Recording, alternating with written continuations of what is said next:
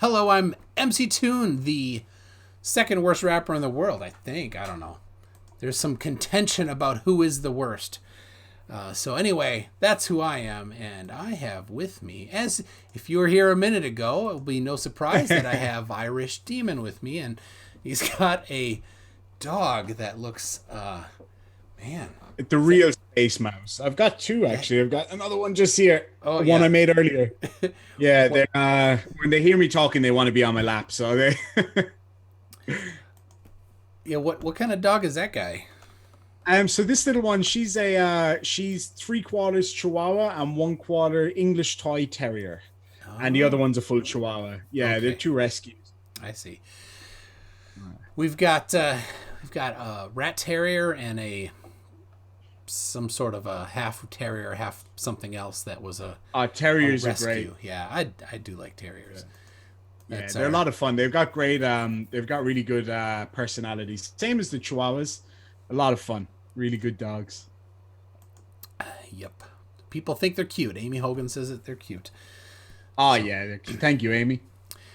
well, my Keith has not responded yet. He was going to be here.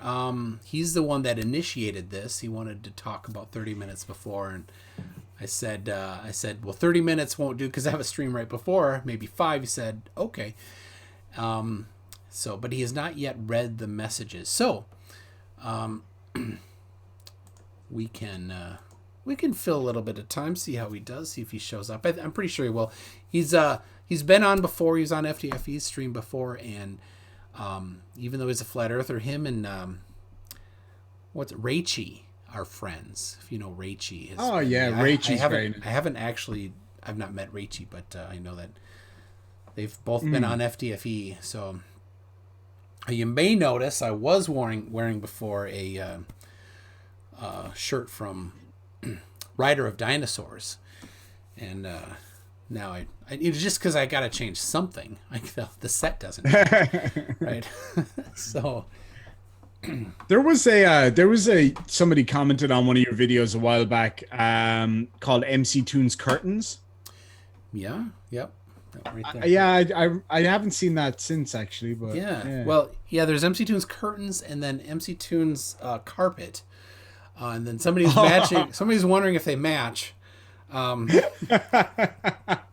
so Oh man.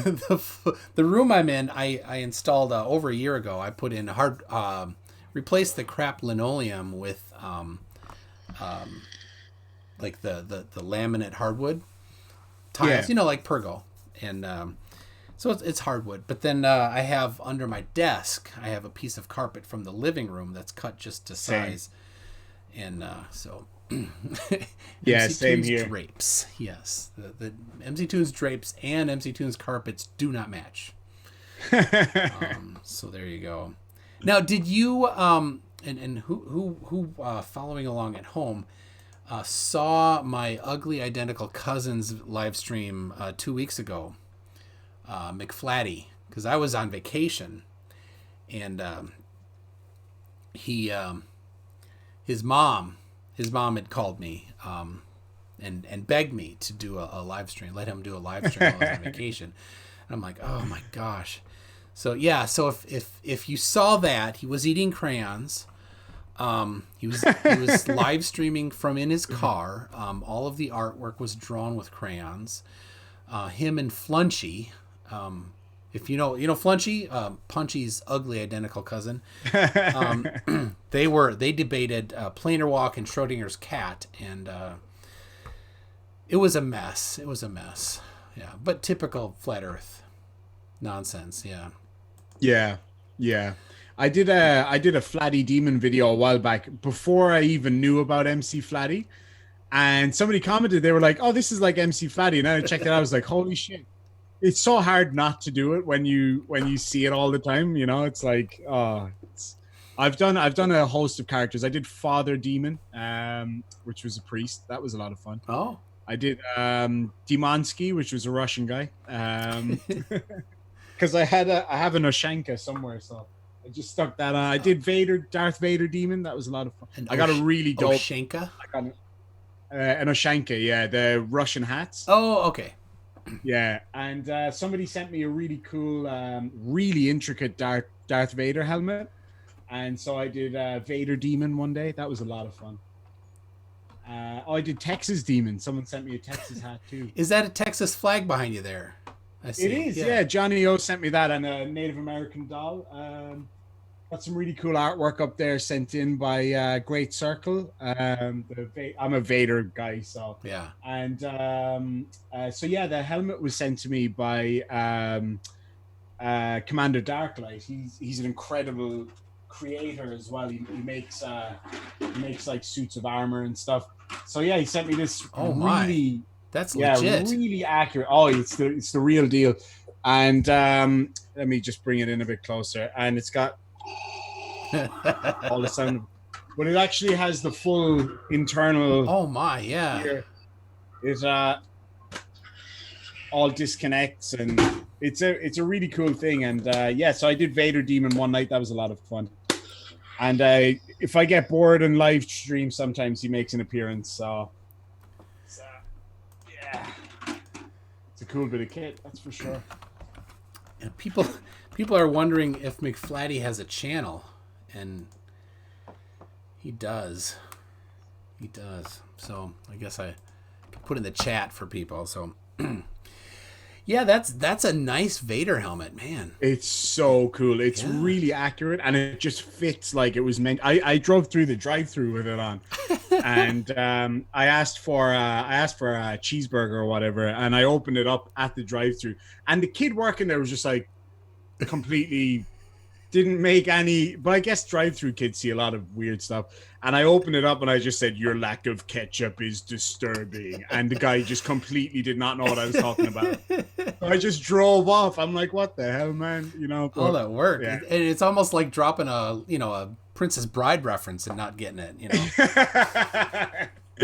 Yeah, it was. I couldn't believe his face. I was like, "Dude, I'm Darth Vader." I bet he didn't even know who that was. I guess he probably thought I was one of Daft Punk or something. I love Daft Punk, man. I saw. Yeah, Daft Punk's awesome. I saw a Daft Punk cover called "One More Time." And you can't tell that they're not Daft Punk. They're wearing the outfits, and they used a set from a previous tour, and the music's just press a button. So. That's exactly it. It is just press a button, isn't it? And man, I loved it. It was so good.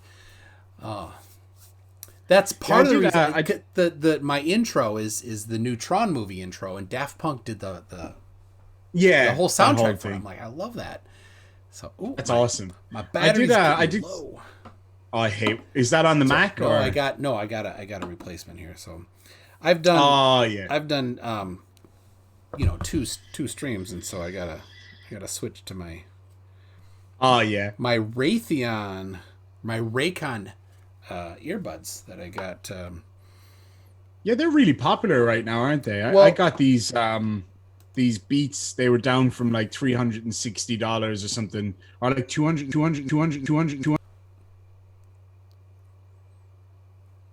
First, I was like, "Yep, I'll take that. Not bad."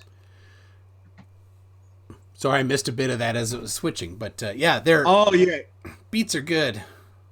But they're not bad. They're good for music and stuff. They're a little bit uncomfortable though with glasses because push your ear against your glasses. Oh, and that's a bit of a pain. If you wear I wear them all day listening to lectures and stuff, and yeah, it does get a bit sore, but first world problems, I guess.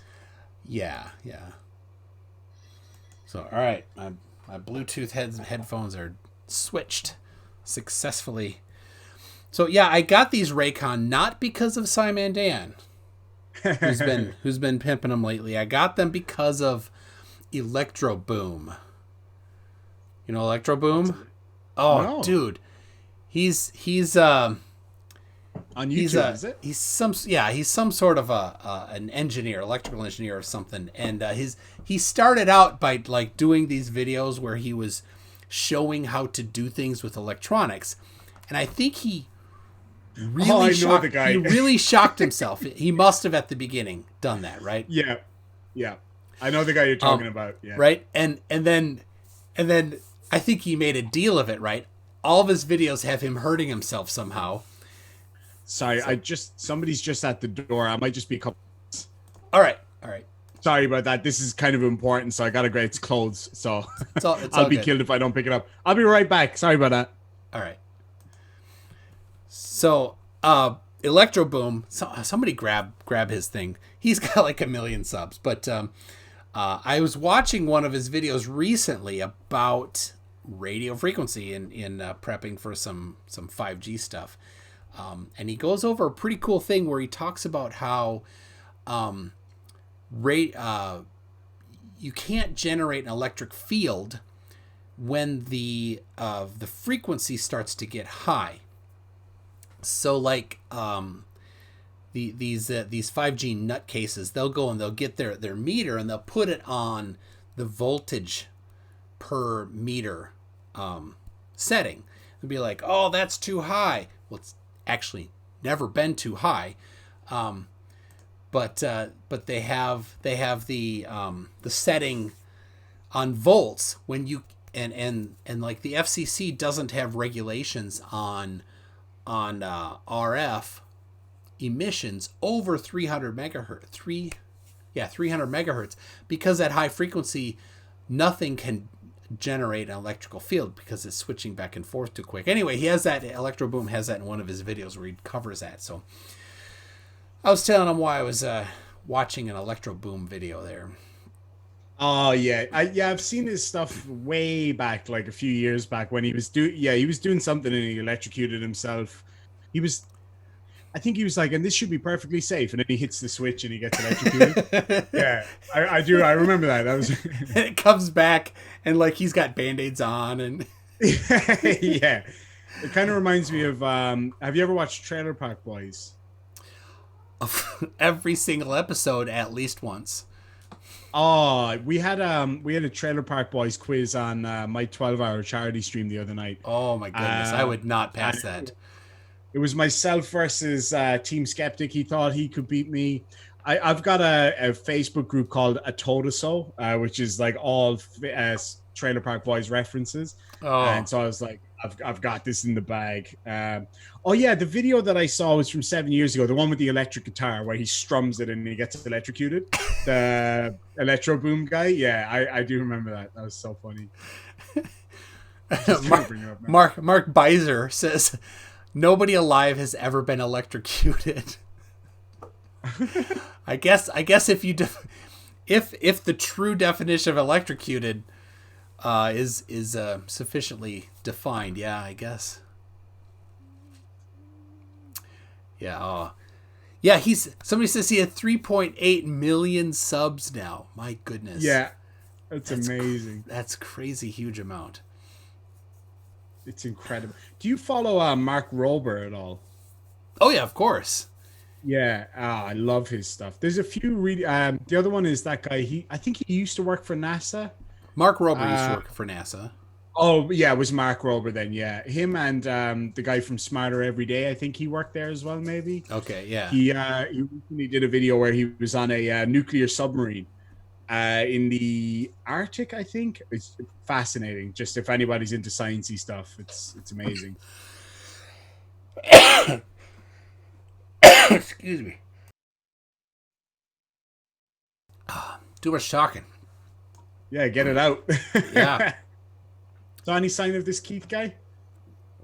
No, I tried calling him on Facebook, so people heard that, probably ringing, and no, nothing from him. Damn it.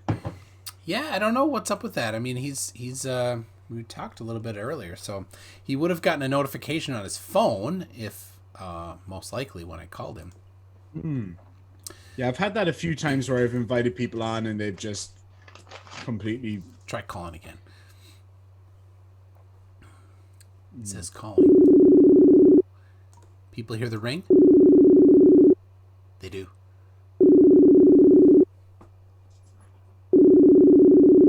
I don't really want to talk to him on Facebook Messenger. I just want to have his phone notify him that I'm trying to get a hold of him. Exactly. Yeah, that's like Mrs. Demon when I text her and she never answers, and then I have to ring her so it actually vibrates and then she sees the text. She's one of those non-responder types. I know the type.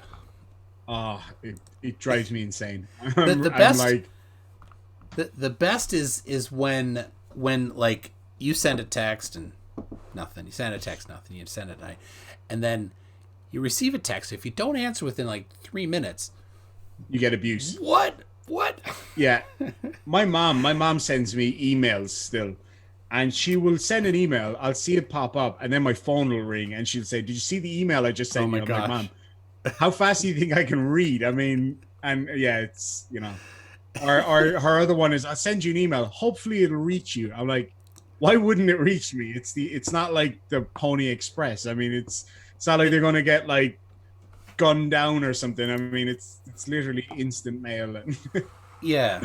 Well, I guess I'm not understanding time zones. Is she used to having her messages blocked as spam?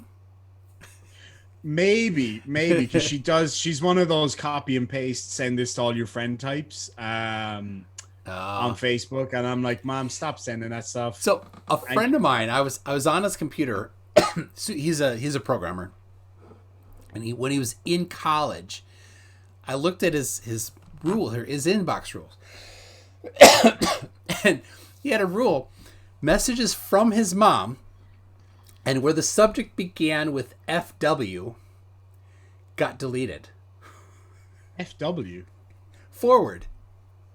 Oh, yeah. Oh, my God, yeah. I'm like, wait a second. That makes perfect sense. You're blocking everything from your mom? Oh, I get it.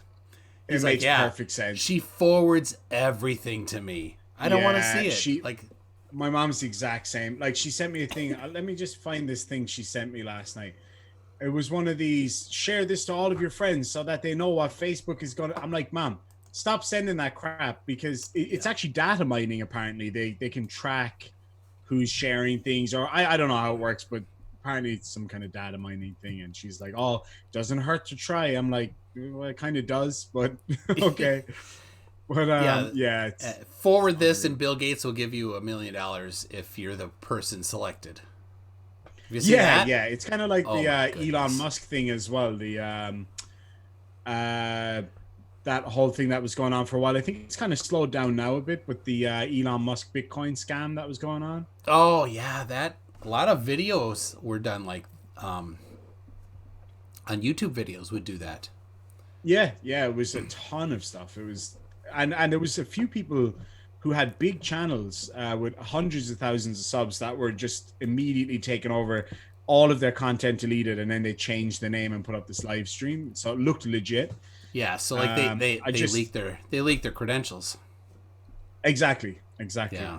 I just sent you a meme that Nathan Thompson put up. I don't know how many times the same thing has to be explained to people. Gosh, I know. And you can literally buy a globe for $10 and try this out. I think it was Simon Dan did a video. I've got to do that myself actually, but I sold all my DSLRs, but once I get my new one, I'll do a video of it.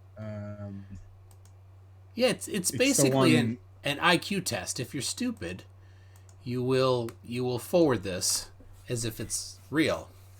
On screen. I might do one actually for a laugh. I'll make up my own one and send it to my mom and put some ridiculous shit in there and see how quickly she'll.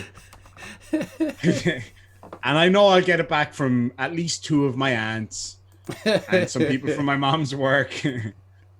So yeah, this meme is that's a common. Yeah, that's super. Like, you don't understand photography, you don't understand distance, you don't understand. They're like, but I understand perspective. You don't understand. Oh my gosh, you don't understand perspective either. So no, you really don't. I mean, just because the camera's further away doesn't mean that continents get bigger. I'm like, yeah, it doesn't mean the continents get bigger. It means your perspective changes. It's mind-blowing. It's like the Himawari. I showed someone the Himawari the other day, and they're like, Australia is not that big. I'm like, yeah, but you're talking about perspective, right? Yeah, it's I was like, just you don't know what kind of lens they're using. The Himawari, I think, is an absolute flat Earth killer. I tracked a cyclone go from off the coast of Western Australia right out in the Indian Ocean, and within 10 minutes, I was able to tell Mrs. Demon literally the rain is going to hit or the clouds are going to come over the horizon in approximately 5 or 10 minutes. And it updated every 10 minutes. It shows a new photograph of the Earth. And lo and behold, just when I said it would happen, it happened. So I guess it must be magic. But of course, they're probably what would be the flat Earth excuse for that? They say that yeah, their excuse is that there's cameras on the ground and radar on the ground, and they're collating all this information together. Of course, that's just conjecture. That's not evidence. Who does this? Did you hear this from somebody? Have you tried doing it yourself? Right? There's nothing. There's just, there's this vague idea that it could be done that way. Therefore, it's done that way. And even if somehow that's more believable than there's just a camera in space. Exactly. I mean, the infrastructure that would be required to pull that off so accurately, constantly for years on end, it would be just unimaginable. And they ask, where are the people? Where are the people? Like, exactly. I can't deal with the guilt anymore. It only takes one or two. That's like, not to mention, right? One of the questions that I got asked a lot is, how come we can't see satellites from the Himawari? And well, how come you can't see like a fridge freezer from an aircraft? Because it's too far away. I mean, you're talking about something the size of for modern satellites, like the size of a fridge, from hundreds of thousands of kilometers above the Earth. I mean, why? Of course you couldn't see it. Why would you see it? Why can't you see houses? Exactly. Why can't you see, the stadiums in every city? Exactly. They're too huge small. Landmarks. Yeah. You can't. So it's unreal. I love when they ask, how come there's no images of satellites from other satellites? And I said, well, there actually technically is, and I've shown a few of them. Yeah, there are some. Yeah, even something as simple as the Dragon docking with the ISS. There you go. That's one satellite being photographed from another, essentially, because they're both orbiting the Earth. They're both man-made satellites. Yeah, I think there's pictures of. Well, I know there are. I've seen it when they went to service the Hubble, right? So they sent up the Hubble, and there's a problem with the mirror. They went up to service it and replace the mirror. So there's a picture of the Hubble from the shuttle before they went and captured it. Yep. There you go. And pictures of them launching satellites out of the back of the I think it would have been Endeavour, I think. Oh no, it would have been earlier than Endeavour. But anyway, they have videos of them bringing up pieces to the ISS. They're all satellites, but they mean what they see as the cartoon satellite with the little solar arrays out the side, Yeah, it's unreal. So I missed this. Punchy for two Canadian dollars said McFlatty and Flunchy are hideous. So that reminds me.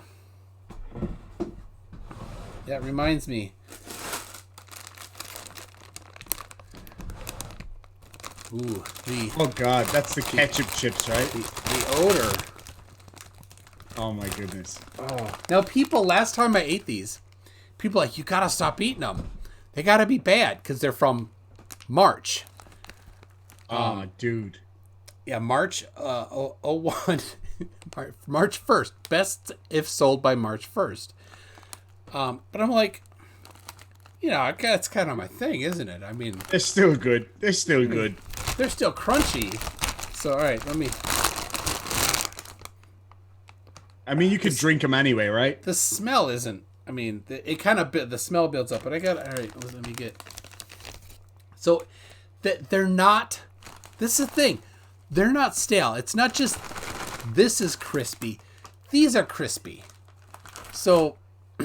They look But pretty good, actually. I dig it. They look good, man. you like ketchup chips? Yeah, I had the Lay's over here is called Smith's. It's the same company.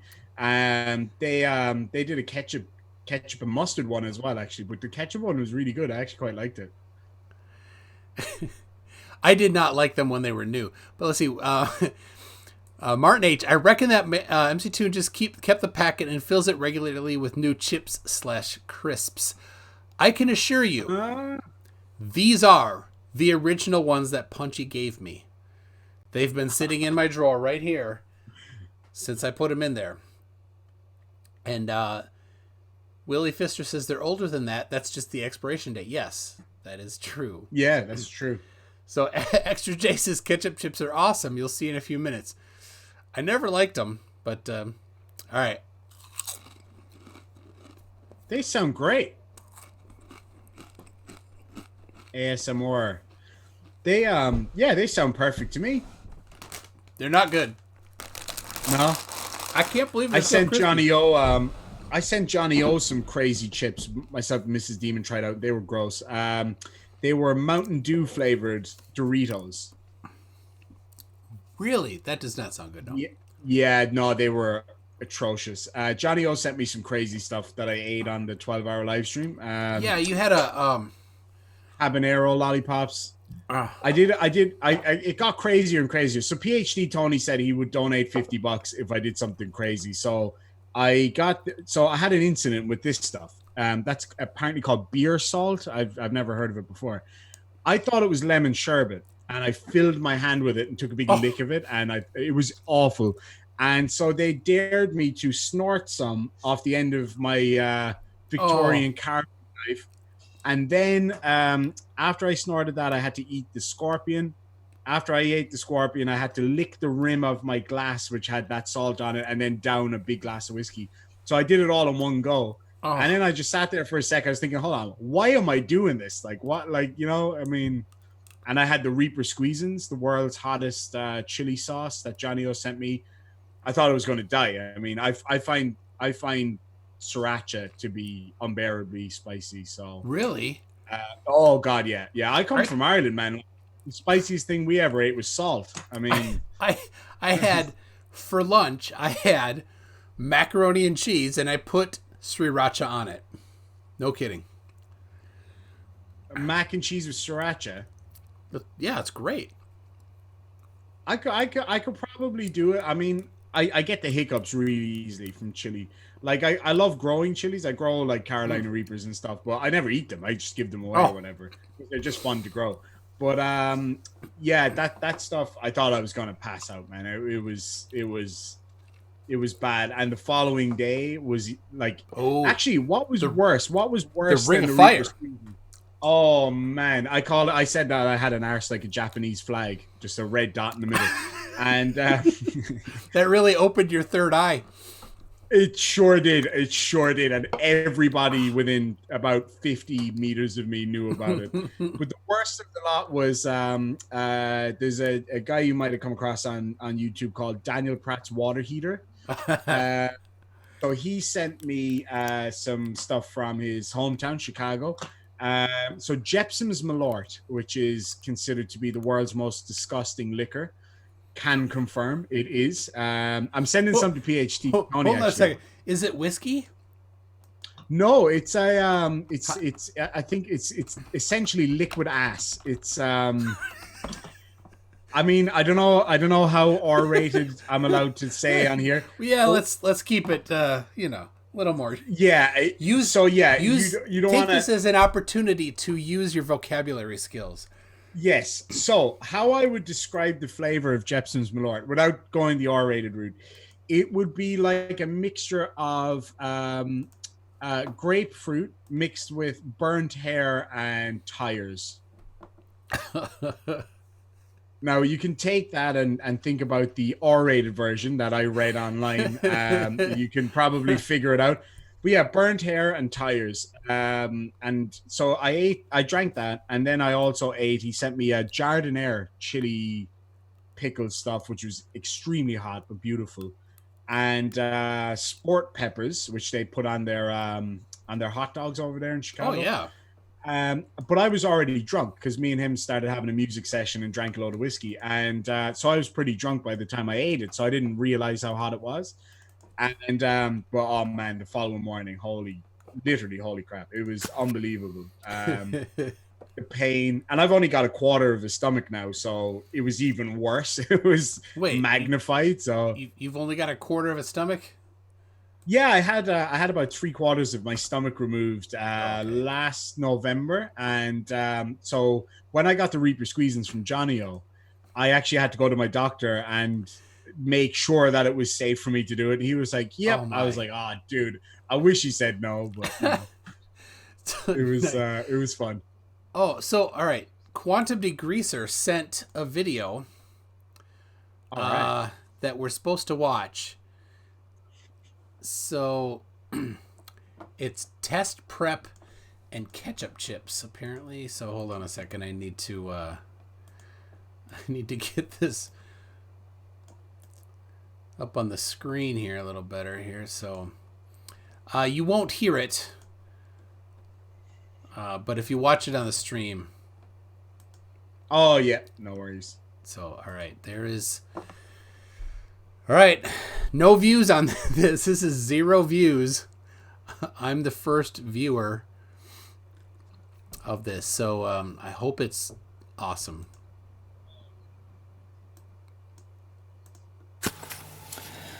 Hey everybody, Quantum Degreaser here. So you can probably see we got a 5D transmitter here. We're gonna fire this thing up. We got plugs. And we're gonna use this here ECM out of an '89 Firebird with this custom adapter that I made. '89 and it'll Firebird. plug in somehow. I don't know. It'll be a tight fit, but I think we can do it. And we're gonna run the output, whatever it is. I don't know. Man, is this thing? I don't know. We're gonna run it through this, and this thing here is gonna increase the fluxes, as you can see, through stators and rotors, and that'll increase the power quite a bit. And we'll run it through this thing, which is gonna like take it from 12 to 10,000 or something. And then we're gonna splice it through this here Nintendo 64 unopened Ocarina of Time Collector's Edition cartridge. That's a great. That is gonna do some magic, I tell you. And then you probably noticed this. These sprockets, I'm going to put these on my mountain bike here, and I think between this and time and fluxes and the capacitors in here, something about 88 miles an hour. I don't know. I saw it in a movie, but I want to bring your all's attention. I have no idea what he's doing. Here to alert the neighbors when we do this experiments. I don't know. We'll see. This is the same chip. Keep on that for a second, would you? I'll settle down now. Settle down. I gotta think. McTune and Punchy, or is it MC Tune? I don't know. It's too confusing. But you just look at that right there. Oh. That. Let me just listen to this for a second. That sound right there. That is a sound of happiness. You can't go wrong right here, I tell you. No. If I had an open can of Tab, I would be in heaven. So, I'm not asking for an endorsement,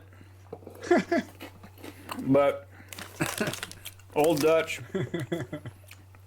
send me money, please. Please send me money, Old Dutch. I need money. I'm tired of living in my parents' basement. Please send me money and more chips. Please, I need them. Oh, that's awesome.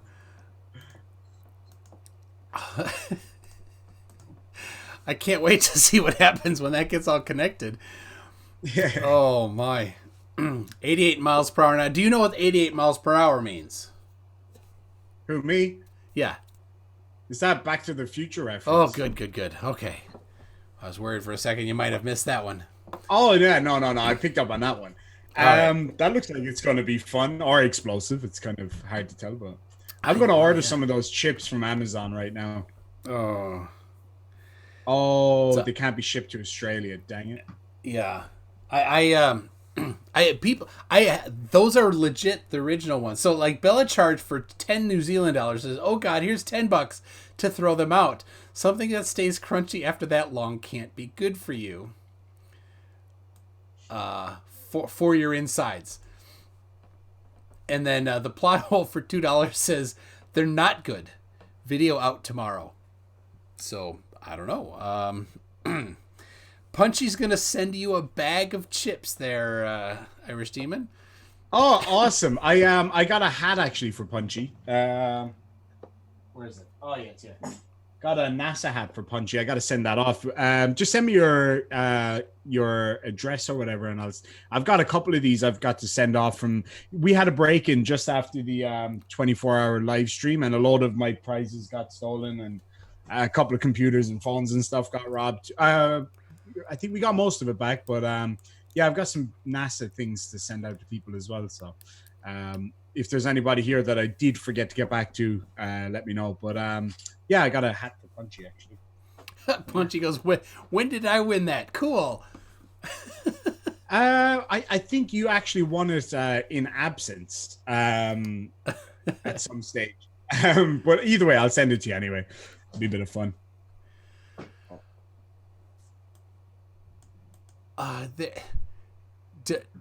Idiot says there is a vending machine outside my high school cafeteria that had Cool Ranch corn chips. They were so good, and I've never found them anywhere else. That sounds amazing. Nice. You can get those here actually. You can get a Doritos Cool Ranch here. It's Doritos Cool Ranch, yeah. Is that different than just corn chips? Because Doritos corn chips, but yeah. So that reminds me, I was in when I was in elementary school. We had a vending machine. Maybe it was middle school. We had a vending machine. You could get popsicles and stuff. And so I got one like right at the end of recess. I got one, and like it was the end of recess. So I'm like, oh, I just put it in my pocket, right, and not thinking. I was a middle schooler, and so I'm sitting in class there, and teachers asking questions and stuff, and it's kind of whatever. Anyway, so the teacher's asking, and kind of how they go and they ask, they'll ask a question and wait for people to raise their hand, and then eventually they'll just call on people. And yeah. So the teacher's like, "What are people from Europe called?" She points to me, and I wasn't paying attention. I'm like, "What? What?" And then the guy next to me, he's like, "European." I'm like, "No, I'm not. That's a popsicle I put in my pocket earlier." Oh my god, that's unbelievable. I hope that wasn't too much build-up for the punchline. But oh my goodness. A related story shall be told when I'm on Poop in a Can with Sit Down with Debunkers and Punchy and all them. A real story. That'd be fun. Similar topic. So there was a chip brand actually I remember came out maybe this year, possibly last year in Australia, Lamington flavored. Lamington is an Australian delicacy, which is like a sponge cake. Yeah, it's like a sponge cake with this disgusting chocolate. The Australian chocolate is horrendous, and it's sprinkled with coconut. It's quite nice. Lamingtons themselves, it's got jam in the middle. Lamington is nice as a Lamington, but as a potato chip, it's horrific. I mean, myself and Mrs. Demon had them in the car a couple of months ago, and we literally had to stop and get out and spit them out and like wash our mouth. It was like soap flavored. It was awful. But yeah, there's some. So yeah, the one Johnny O was talking about, that's the Doritos, the Mountain Dew Doritos I sent him. Yeah. So he's going to do a video, I think, coming out tomorrow, tasting those. They are awful. I mean, they're really terrible. Doritos, yeah. Yeah, although I wouldn't be surprised if Johnny O likes it. He's got pretty bad taste, so I think he'll like it. Mark Beiser. He's Australian chocolate. You mean koala poo? Funny Yummy. you say that because I sent Johnny O a pack of koala poo. Really? Which is actually it's actually chocolate, but it just looks like little poos. Yeah. Oh, I see. Okay. So I also sent him some crocodile jerky, Australian crocodile jerky, and I think kangaroo jerky maybe. Oh. Some other kind of stuff. Yeah, some weird Aussie stuff to try out. Aussie food, a bit weird. That's for sure. Yeah, we have at the Minnesota State Fair they have alligator stand, and they're constantly busy. I mean, you're gonna stand there at the slow times for half an hour just to get some food, and they have they have a sausage. Everything, I don't know if this is a thing elsewhere, but at the Minnesota State Fair, everything's sold on a stick. So they have alligator sausage on a stick, and I think they have a burger. That could work. Which is not on a stick, but they have so many things on a stick. They have spaghetti and meatballs on a stick.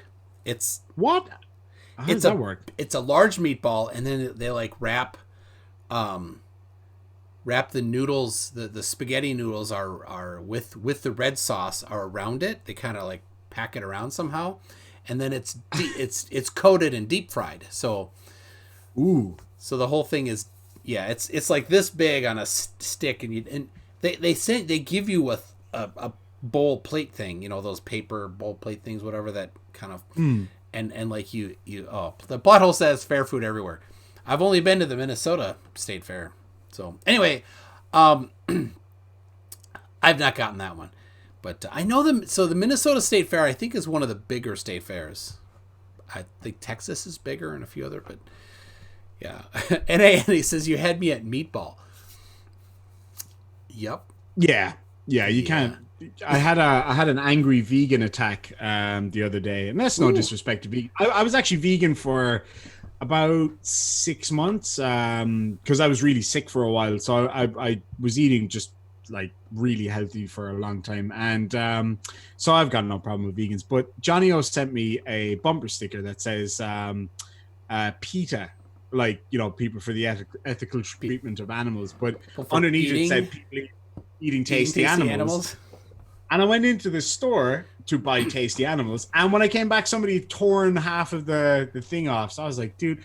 But as PhD, I think, was it PhD Tony said, or JL Warren said, the only good thing about vegan attacks is that they don't last very long because they don't have a lot of energy. So it's pretty. Yeah, getting punched by a vegan is likely to not bruise. Yeah, I think it's kind of like.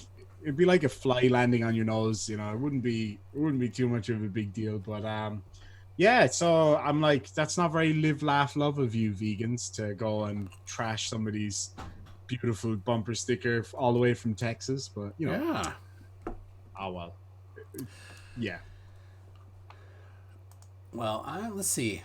Let me see if Goofball has even seen the video, the invitation yet. That'll stink. I mean, he's the one that asked to come on, so I mean, no. Yeah, I had that same stuff with Michael Azazi or Azizi or whatever, where he promised to come on and then didn't. So maybe he's thinking. Because he's in I think he's California. Yeah, he said he's in California, so it's maybe he's an hour off. So it's been an hour almost. So yeah, we have that difficulty all the time, being in Australia and stuff. Yeah, and I do it with stuff with people from England a lot, and so I kind of get to know. Right, like 4 o'clock here is 10 p.m. there, but then our daylight savings time and their daylight savings time don't switch at the same time. Exactly. Western Australia doesn't have daylight savings time, Western Australia is an interesting place because you have one city in a state the size of pretty much half of the US. Perth? So we're the most isolated.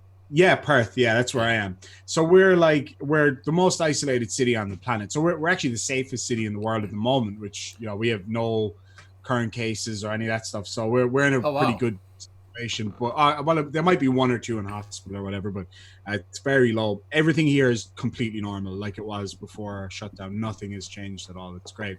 But yeah, so we have this beautiful city, and it's immaculately clean. It's gorgeous, but it's very backwards. It's very conservative, very old fashioned.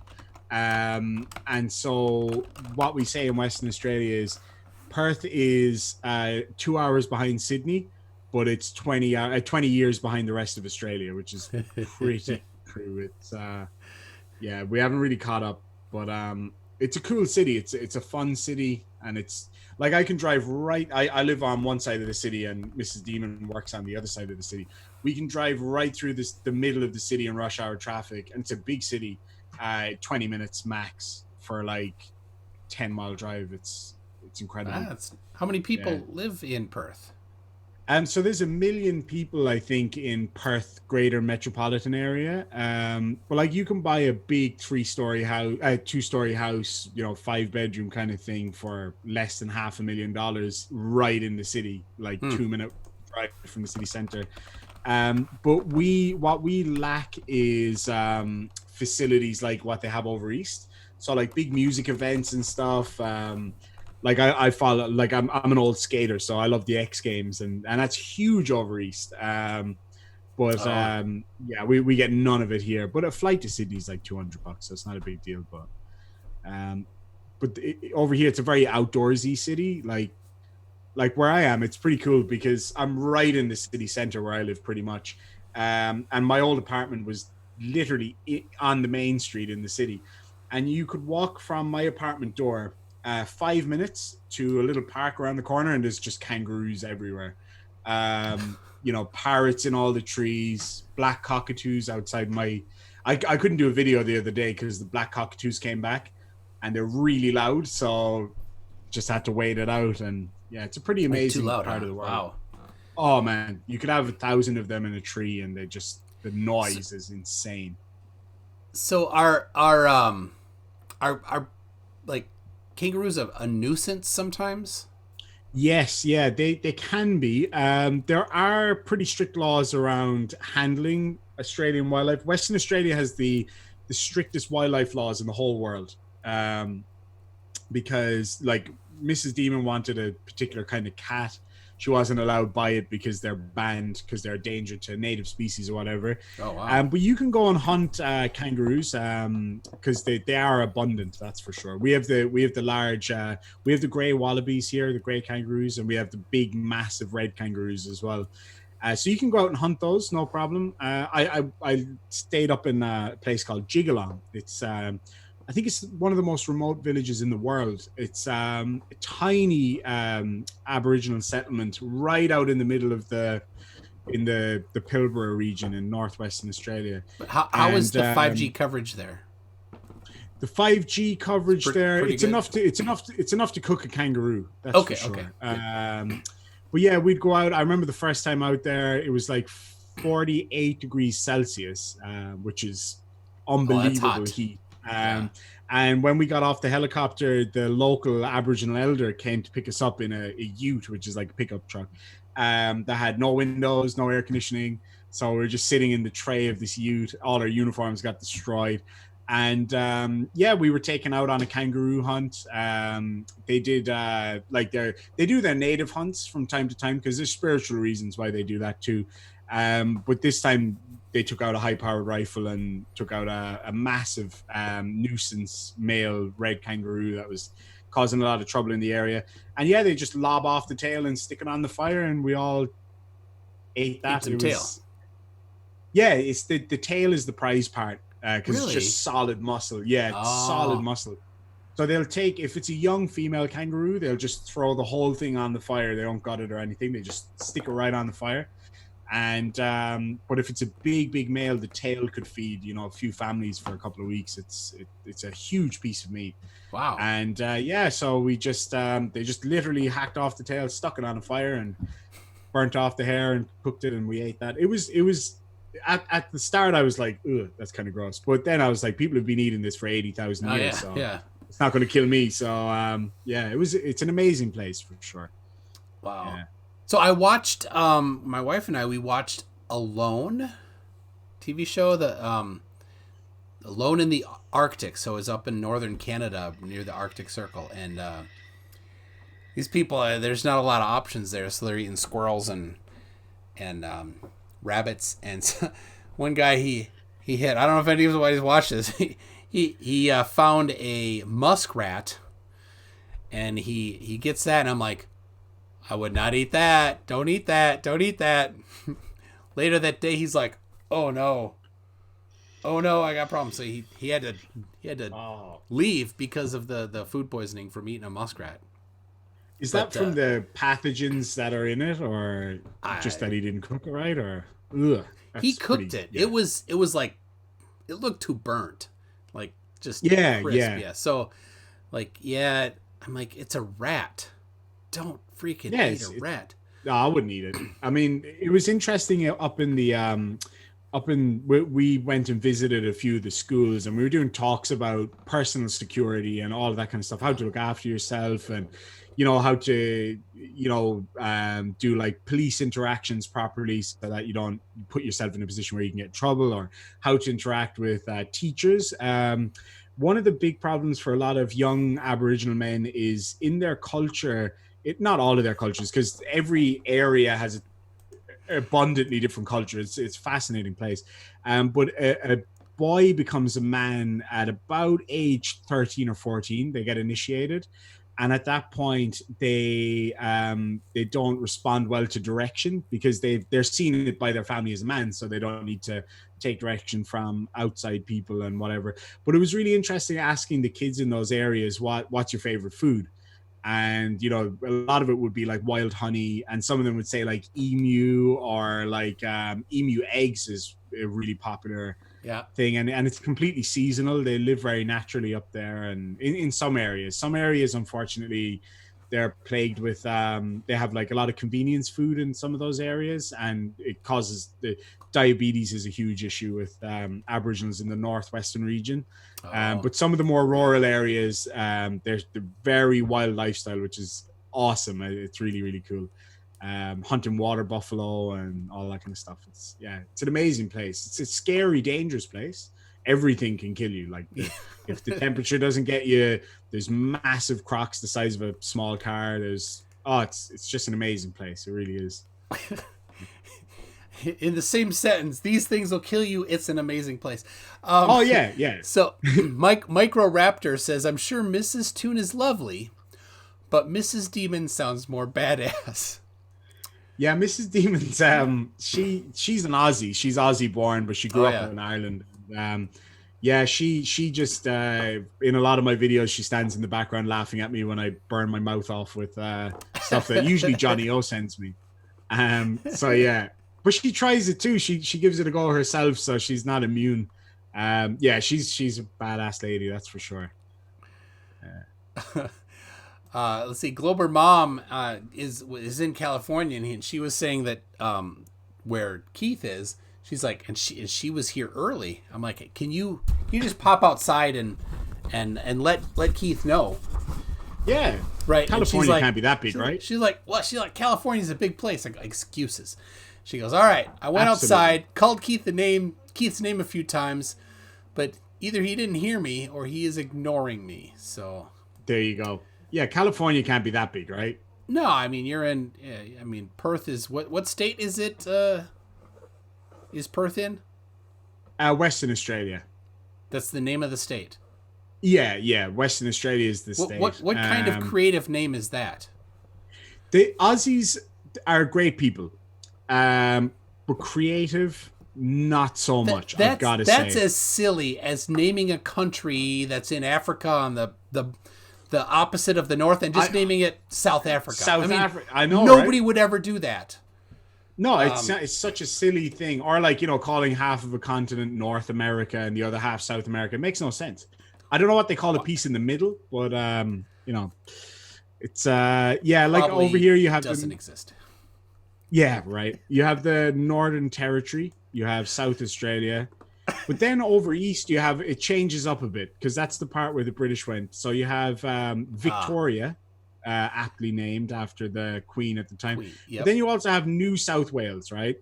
Who in their right mind got off a boat in Botany Bay under 50-degree heat and thought, you know what this reminds me of? South Wales.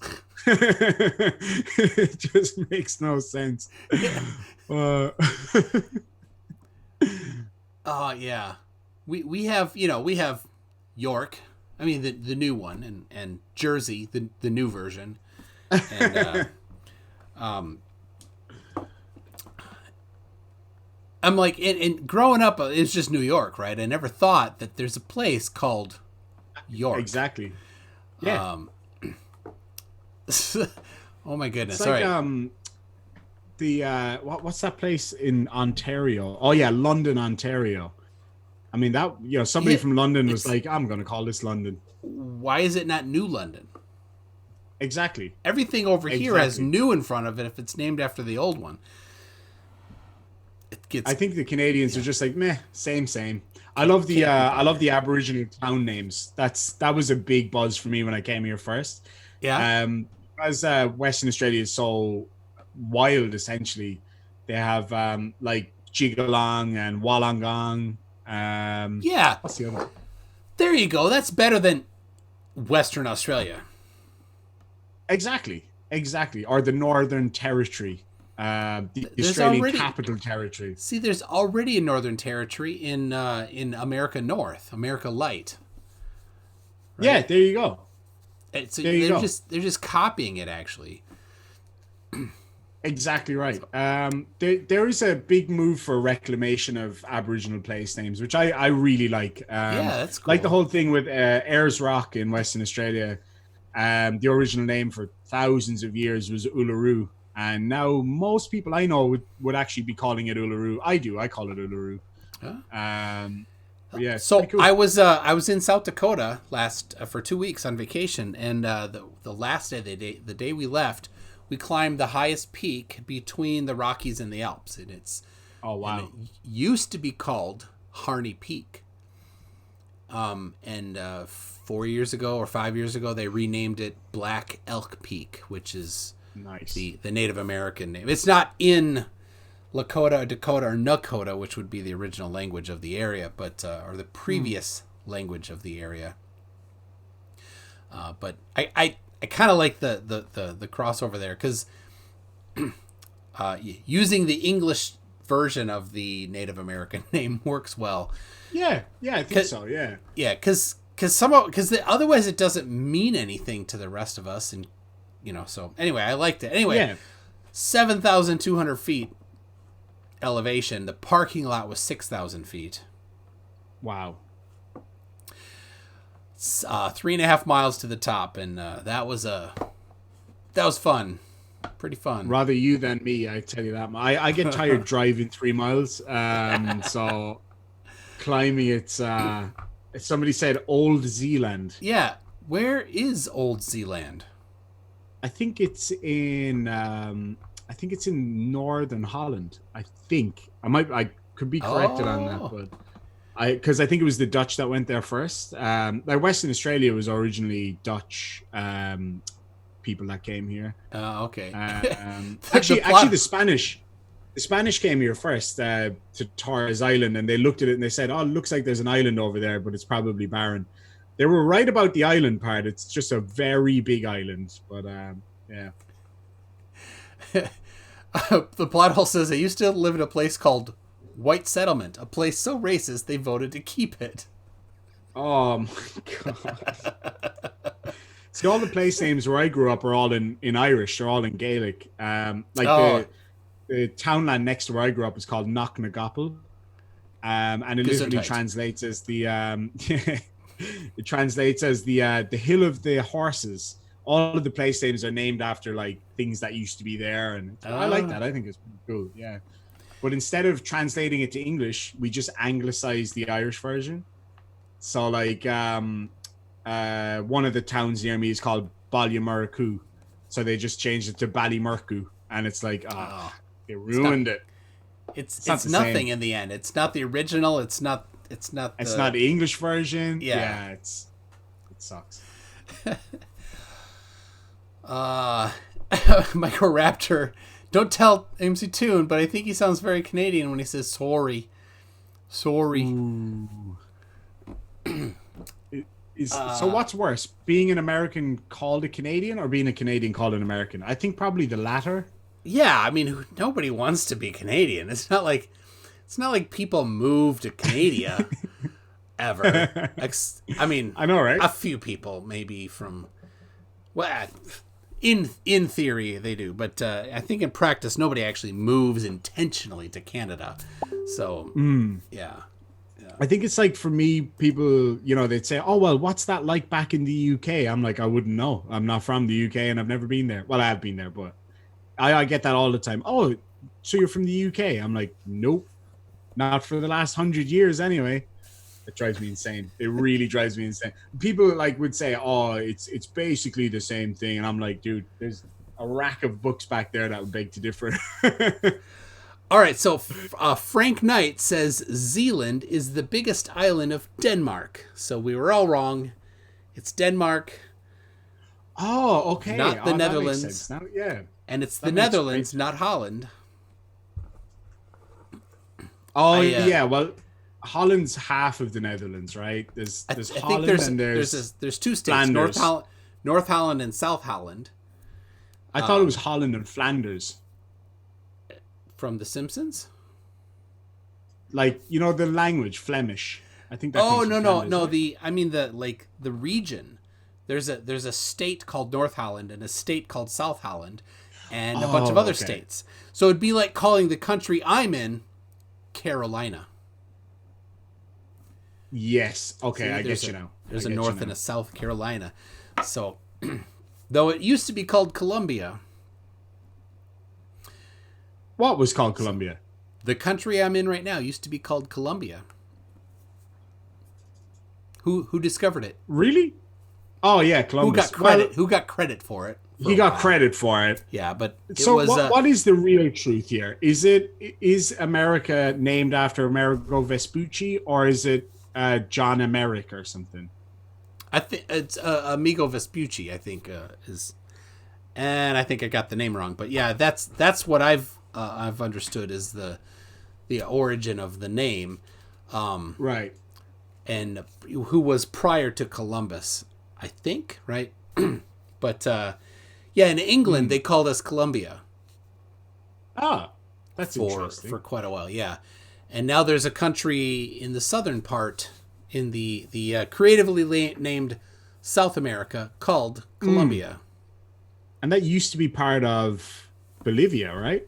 Colombia, I think it was subsumed within Bolivia at one stage. Oh, I don't know. If I remember correctly. Somebody asked a question in Irish. I wonder if you could read it, if you could try to read it. Asked a question in Irish? Yeah, it's Sleat, S-L-E-A-T. They asked a question in Irish. Just so you know, BH is pronounced like a V. Other than that, everything else should be. And MH is also pronounced like a V. Let's see if you can... All right, hold on. Perth has pirates in the trees. Who knew? Yum. 5G will cook a kangaroo. I'm looking... I'm looking for where... is it recent? I'm not... Yeah, it's only up about maybe 20. Martin H. Ever video your performances? I'm looking. Oh, it's up a little bit from there, yeah. Martin H. is fun, and you can play on the fiddle. Right, it's the next one up from that. All right. What was your hint to me? So BH and MH are both pronounced like a V. Okay. Slightly different, but it's roughly the same. Irish Demon, do you know the song See Vig, See Vor? That's not bad, actually. It's Shivyug, Shivor. Where's the I Y? do know There's that no song. Y in there. What are you doing? Where? What? Why? Is it she Vyug? There's a Y sound in there, and she Oh, Vior. A. Yeah, there's no letter Y in Irish, so EA sometimes is Y, sometimes it's not. You just kind of have to know the words. It's because it wasn't originally written in using English characters, so it's we actually had to add the letter X because they used to spell taxi TACSI. And X-ray was ECS Ray, so they changed it to, well, actually it was X Gahu, but anyway, yeah, that's a really nice song. It's a song by Planksty. It's a lovely song, yeah, to answer the question. But I think you got pretty close. Most people can't pronounce Irish words ever, so it's not bad. Not bad Golden at all. Briscoe says SI is pronounced she, like Siobhan is Siobhan. Siobhan. Yeah, Siobhan. it's Yes. it's a big issue for Irish people here. Like another name that's very common is Caoimhe, Caoimhe, and I've heard that being pronounced some some really really interesting ways. Zealand. All right. Hold on a second. We're getting some more correction on Zealand here. From OLM says Zealand is in the Netherlands. Zealand with two is the westernmost and least populous province of the Netherlands. The province, located in the southwest of the country, borders of the North Brabant to the You have to pay for the rest of the answer. yeah, I guess we'll never know. Somebody asked if I'm in North or South Carolina. No, I'm in Minnesota. So, and Microraptor says, isn't MC Tune in Minnesota? I think there's a lot of people with Swedish ancestry there. Yes. Yeah, we have Swedish, Finnish, Polish, German. Hence the accent, right? What accent? You know what I'm talking about. Like the no accent. fucking, What you like talking about? the accent from, what's that TV show? That really awesome Netflix show? Fargo. That's Minnesota, right? That Oh, it's South Fargo Dakota, is it? Fargo is actually in North Dakota. The movie Fargo was filmed and takes place in Minnesota. I don't know if they're ever really in Fargo. But I was watching that with my wife. And that was quite a while ago. We're watching it, and she pauses it. She's like, "Do we really sound like that?" I go, "Hold on a second. No. If it sounds weird to us, that's not how we talk." Right? That's a good point. Yeah. Although I do cringe sometimes when I hear Irish people on like YouTube and stuff. I'm like, shit, I don't sound like that, do I? And then I talk to my dad on the phone and I don't sound like him either. So I'm like, okay, I definitely don't sound like that. Like a lot of people ask me, I get asked every day in Australia if I'm Canadian. And I think the reason for it is they hear my accent, right? And they hear my accent. They say, okay, it's not English. It's not Scottish. They don't pick up on the Irish because I'm from the South. So it's not as strong. It's clearly not American. It's some other kind of English accent, so it must be Canadian. That's literally what I got it yesterday twice. Once from a delivery driver and once from someone in the pet store. Who cares? It's Commonwealth. It's all the same. Exactly. Yeah. Yeah. Right. I'm always careful about accents and guessing where people came from. So we bought a camper to go camping here. And the lady we bought it from, I hear her accent. I'm like, oh, I think that's South Africa. But I don't want to get it wrong, right? The worst thing you can do, as far as I know, to a South African would say, are you from Australia? Oh, yeah. South African's like backwards Australia. So it's like I'm like, somebody. just like you never ask a woman that you're not sure of if she's pregnant. You don't ask somebody you think that's from South Africa if they're from Australia. So I did not. I said, where are you from? She said, South Africa. So then I'm like, oh, I knew. I totally knew. There you go. Yeah. It's South African is like if you recorded an Australian, put it on a record and then played it backwards. That's kind of what a South African sounds like to me. Do the demons come out then too? Definitely. Yeah. They like, hail Satan. We all follow Satan in South Africa. I work with a lot of South Africans, and it's amazing. Like, if you get a South African from Cape Town, it's almost not English. They mix English and Afrikaans quite a bit. But then someone from Durban just sounds like a Kiwi to me, like a New Zealander. Yeah, it's a pretty diverse group for sure. So I guess I need to say this. Punchy for 5 Canadian says Aussie currency needs to be called dollar-reduced. Dollar-reduced. Just like Canadian currency needs to be called monopoly money. Yeah. There was actually a vote in Australia, and so. that was one of the options. Dollar-reduced was actually one of the options. Really? I need to double check that, but I believe it was actually an option. And for a very short time, I think it was called dollar-reduced or something like that. I may have got this from not very clear sources, though. So, Macabre Malefica for $5 reduce says South Africa is nothing like Australia. We never stole this country from the Dutch. Well, you did steal Western Australia from the Dutch. Oh wait, sorry, never mind. I misread that. Oh, I was talking with one of my son's friends who was he was born in Ghana, but when he was a kid, he moved. He was they moved to the Netherlands, but weren't there for long, and then came to America. And I didn't know. I thought he was born here, but I'm like, oh, so what's your name in Ghana? That's not Ghana. He told me the name. I think it's Twee, but I kept hearing cheese. So I'm like, all right, so your language is cheese. He's like, whatever. But anyway, so he told me his name, and this was cool. His name includes the day of the week that he was born. So he's like, I was born on a Friday, and Friday is Nana or something like that. But there's also there's a masculine form of the day of the week you were born, and a feminine form of the day of the week you were born, and then it includes your mom's name and day of the week and your grandma's name and day of the week. So he's like, here's my name, and he goes this long thing. I'm like, what the heck? And it did not include any of his English name. That's amazing. Have you ever seen that Nigerian guy saying his name? The guy asks him what his name is. It's on YouTube. Oh, Oof, he goes, wave, that guy. Let me see. His full name is wave, onye tenye vwe ugwe hungwem osas. Sounds like that town in Wales.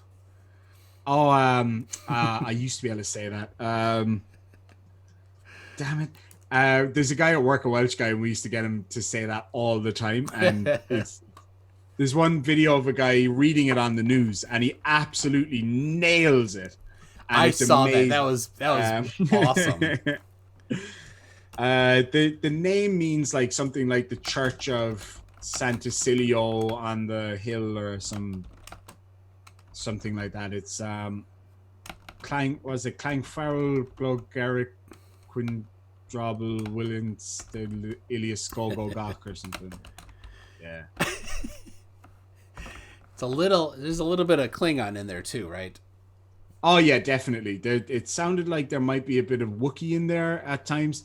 The Welsh language is what we call a flobby language. It's like it's one of those ones where you might end up flobbing on somebody, like hawking up on somebody. Oh my goodness. Clive Wells and Tina Dillon Eagles both posted the name in there. Let me see. They just copy pasted it. They did not type it by memory. We were doing it on Team Skeptics live stream the other day and making the robot lady read it out, and she nailed it. It was perfect. Oh. There's a few place names in Ireland that have crazy long names. Clive posted So two different things now that look like too many letters in a row. Let me have a look at that one. Let's see. Heat Shield says, I guarantee nobody in history has ever pronounced my name right the first time, not even my parents. How can your parents get it wrong? Come on. Unless it was named from somebody else. I suppose it could have been a Welsh name, right? Could have been. What was the name? A Heat Shield. He didn't put out his actual name. Oh, okay. I was wondering. I was like, trying to find. There was another one in Ireland that had a Balan and Caharallen. That one catches people out. It's pretty. It means the place of the four beautiful balloons. Balloons. Kind of. I don't know if the translation is. I doubt the translation is balloon. It's the same word, but I think it just means something different. Oh. Yeah, because balloon is ball as well sometimes. Anyway, there's some crazy names. Yeah. Gowden's Reiber. Hope I got that right. Says, he's talking about the original debate, my first debate tonight with Mark Steele. Yeah. That was a good one. It's a shame he didn't turn up this second. No, Keith. Or Stevie Cash. So we'll see. Tomorrow I have Ryan Wyrick, he's going to show how the eclipse is impossible, and he's going to have me use my globe to do it. I'm going to have a wild guess here that he's not going to be able to show that the eclipse is impossible. No. Call me skeptical, but I feel like it's not going to be that easy for him to do that. Well, the problem is he's like you don't need to scale the distance, and you don't need to scale the globe, and you don't need to scale the size of the moon. What you do need to scale is the speed. You have to properly scale the speed of rotation of the globe and the speed of the movement of the moon in relation to its distance, right? So if you're going to shorten the distance is too short to scale, you've got to also adjust the speed of the moon rotation to scale. Like, you can't do any of it to scale, so the only way to do it is with math. So see, that's the thing. Like, flat earthers, they don't understand scale anyway. And when they want us to prove something, it has to be extremely accurate. But when they got to prove something, they can just hold up a globe and a turnip and be like, "Oh, look, it doesn't work." It's like, dude, a pomegranate. Yeah. You can draw a pomegranate and a Sharpie, and that's all you need on your dirty carpet with Band-Aids on it. Yep. Or you can use a pumpkin, I think CC used, and then his wife called him an idiot. That was beautiful. That was magnificent. I tried to get what's this guy that he was on In Rem. I've tried to get In Rem, and what I really want to get In Rem's wife and Cece's wife on. That would be epic. Oh my god, that would be amazing. Just to get them to just dish on how stupid they think. Absolutely. I've got a sneaking suspicion that CC is a Pole. A very dedicated one. Although no, he's gone to a lot of those things though, hasn't he? There's a few videos of him where he's gone to those. I'm going to sound like Joe Biden here. The thing, the meetups and stuff. Has he? Oh, I've not seen. Yeah, there's a few videos. There's a video of him where he went to the premiere of Beyond the Curve or whatever it's called. That comedy that was on Netflix. I think it's called Beyond the Curve. Is that the one? Yeah. Yeah. He was at the premiere of that. Him and like 6 other people. It was huge. Wow. The thing is, some of these guys, to be a Poe, they just have to be so consistent at it. right? They That's like a good point. that you have to be an actor that never cracks, right? And if he's not an actor, like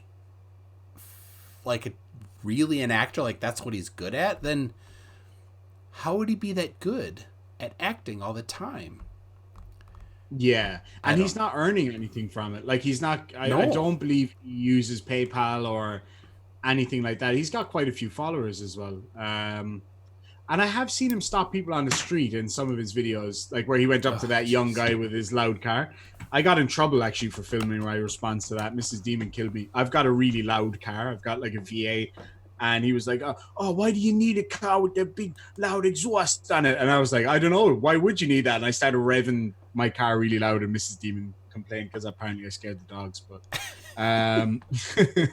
so I'm with him on that one. Getting a bit of a hard time from the lady, but yeah, he's. I think he's too invested in it to be a Poe. To be honest, he's too deep.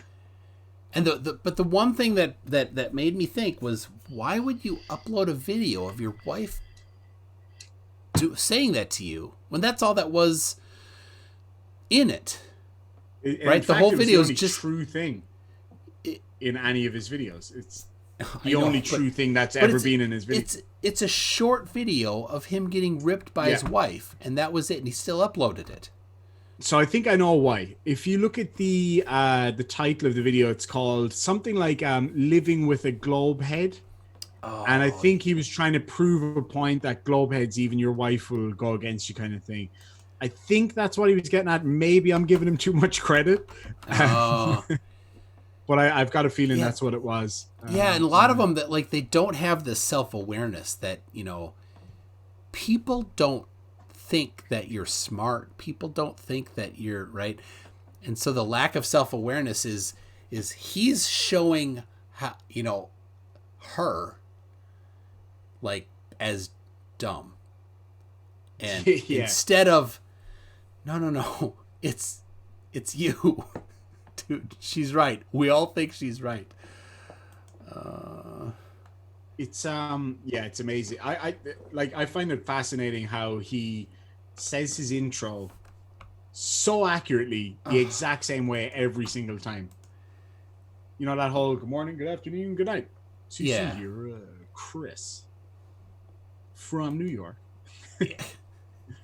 He seems like a nice guy though. Like he seems like a genuinely nice bloke. I've never really heard him say anything hateful. Like like he said some stuff about, you know, the shuttle disasters and stuff like that, which, you know, I generally don't dignify that with a response. But other than that, he's not very hateful. He seems to be pretty nice actually. But I has he had some anti-Semitical things? I don't know. He has actually, now that I think of it, from time to time, let's just say a word play on the platform that we're on right now, that kind of thing. But yeah, otherwise he does seem to be a fairly laid back kind of dude. He's much more well-groomed than Daniel Pratt, yes. Oh my god, yeah. Well then again, I guess when we're saying that, we're kind of mocking PhD Tony too, because it's uncanny how alike PhD Tony and Daniel Pratt are. I've got a meme of PhD Tony's head on Daniel Pratt's body, and it's uncanny. Yeah, sorry, PhD Tony, if you're watching. Gauden's Reiber has some. I don't know what that is. Well, he's from. Is that German? Yeah, it looks like German. Which I studied Latin, so it doesn't help me much. Fortunately, we've got Google Translate. Yeah. I'll try read it out first and see if I can make head note. I studied German for 8 years and I'm awful at it. Well, you better be able to. Yeah, quick. Let me see. Who was it? Gaudenschreiber? Yeah. So, denkst du vielleicht grad an mich dann singe ich ein Lied vor dich von 99 Luftballons und das sowas von sowas kommt. I think, is that from the song 99 99 Red balloons, Balloons? 99 red balloons. So I think it says It's, something are like, you thinking of talking me? about, are you thinking of me? Then Yeah. I'll sing a song for you about 99 balloons, and that's And they'll something come. like that will come. Oh. Yeah, I thought it was something like that. So is that lyrics? I guess it is. Probably. CC is just angry. Yeah. He does reach a flashpoint really, really hot. Like he it just, Magda says that was awful. Well, Maggie, you didn't vote for me, so oh no. PhD Tony for 5 dollary dues says you're not sorry yet, demon, but you will be. You will be. That's you know what? I believe him. I sent you that meme actually of PhD Tony. It was really funny. We did it one time on the live stream. It was just myself and him on the live stream. And I went into OBS and I put the meme over his picture, and nobody noticed for ages. It's pretty spot on actually. Yeah, all right, hold on. Everybody's gonna want to see, because here it comes. Yep. I don't know who made it. It wasn't me. It's perfect. It's pretty spot on, really, isn't it? Yeah, I mean, you could do a little better on the Photoshop work, but yep, that's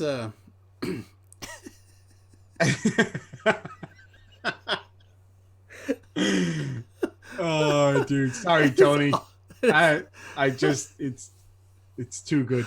Tony does a great impression of Daniel Pratt, or just by existing, but he also does a really good impression where he pulls his hood up and does an impression. It's really funny. Four Hammers coming at us with the Russian. Bringing out the Russian. My goodness, even he mentioned McFlatty. But what kind of strange language has numbers in it? The first letter is a 3. Oh.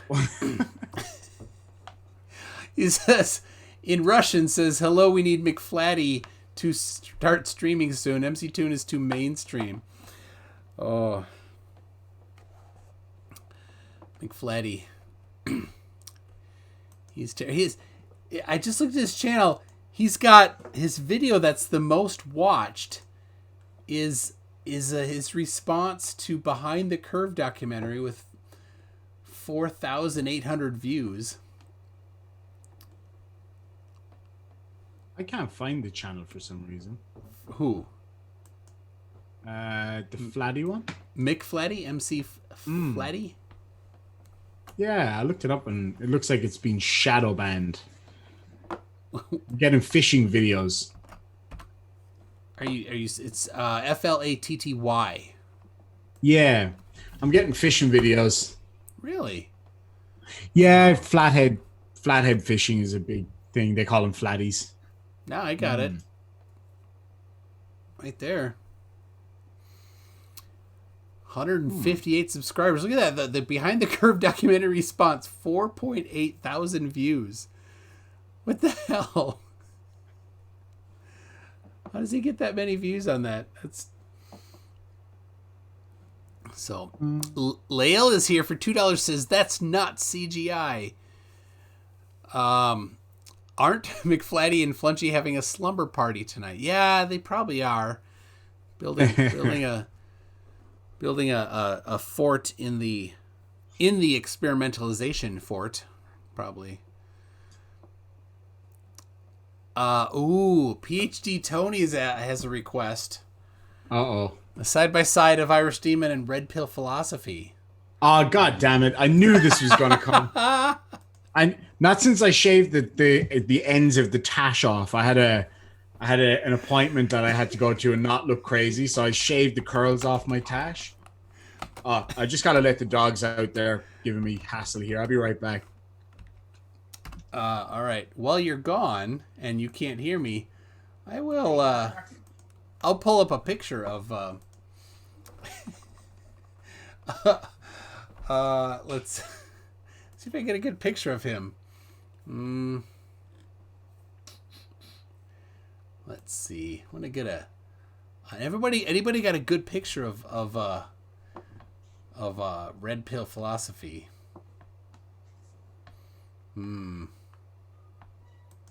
That looks good. All right. Copy image. I gotta edit it because I gotta crop out something. So, who let the dogs out? Me. Let's see.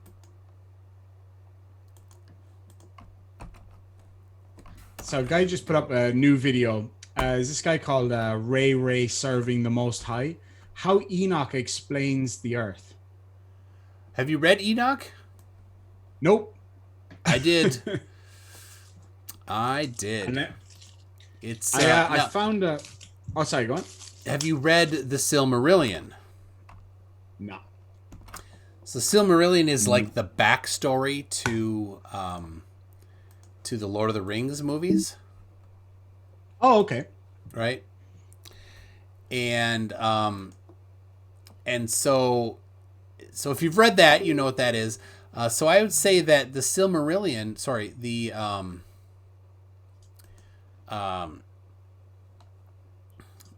hold on. The Book of Enoch would be a low quality backstory to a fantasy book. So, oh my goodness, this is going to be great. You're going to love it. Magda, the tripping mistress, says, Irish Demon doesn't like me anymore. I'm leaving. Bye. Oh, you know I love you. Magda's awesome. Although she did not vote me number one hottest beardsman, which will always be a bone of contention, I think. But you're great. All right. Look at this. Yep. There you go. What do you think? We got Red Pill and Irish. So look right at the camera. Take off the glasses. Tip your head just a little bit to the side. Which side? I don't know. That way. Hold on, I'll work it out. Other way. Other way. There you go. Hold on. My hair is probably crazy now.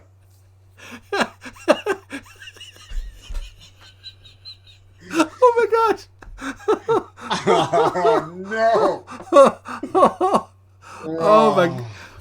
Oh. Oh my god, dude. That's going to get instantly screenshotted. That's going to pop up everywhere on this one. Christ puncher and screenshot. Let me ask the chat this though. Do I look more like Red Pill than Tony does Daniel Pratt? I think maybe I do. Oh my gosh. Oh my god. Tell City Half is gonna have to get that into one of his videos. That's Oh. Clive Wells says you're separated at birth. Garth Dryland says you're brothers. Keith Newton says confirmed. Oh. And I say you're all dead to me. Every single one. And he's one of the most reprehensible people on the internet. I can't stand him. Microraptor's on it. Is Red Pill Philosophy a bad person? Yes, he's a bad he person. Sure is. Golden Brisket. Red Pill Philosophy has the dead eyes of a $5 hooker or a shark. Oh my god. Oh, you got somebody on your side. Brian M. Batcher says you don't really look like him. Brian, you're a legend and I love you as a brother. You're absolutely right. But he did have an ellipse at the end of his sentence. Hold on, He might be let me typing find the next response there. Because this. Chris Hoffman Yeah. says, you are Red Pill. Although sometimes those ellipses they could denote sarcasm.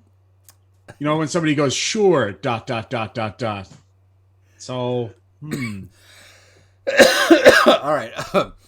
Lael is here, says MC Goon is CGI. That's a fact. And Golden Brisket takes back his comment. His or her, sorry. I take that back. That's an insult to hookers and sharks. true story.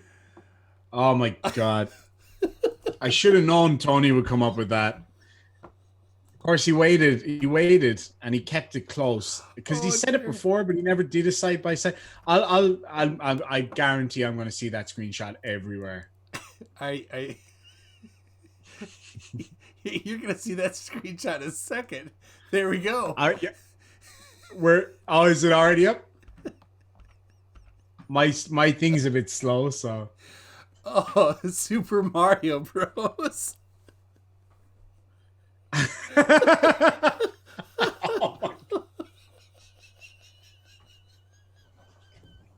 Oh dear. Oh, that's awesome. Oh my God, man. Hey, at least look. My eyes are further apart, which is a better look.